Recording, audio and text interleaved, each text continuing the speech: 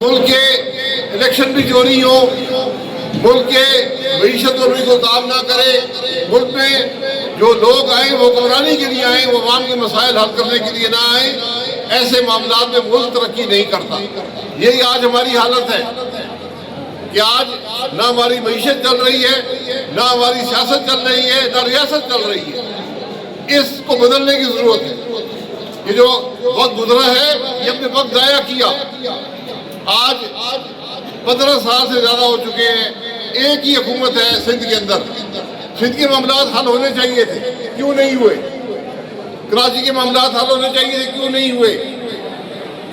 पंजाब के मामला हल क्यों नहीं हुए? खैबर पख्तूनख्वा के हालात बेहतर क्यों नहीं है? बलूचिस्तान के हालात बेहतर क्यों नहीं है? ये नीचे के जो किसान हैं, जो हारी हैं, जो काश्तकार हैं, वो कैसे अपना ज़राअत करेंगे अगर उनको पानी नहीं मिलेगा? तो लिहाजा ये बहुत जरूरी है। पाकिस्तान पार्टी जिंदाबाद, पाकिस्तान पार्टी जिंदाबाद।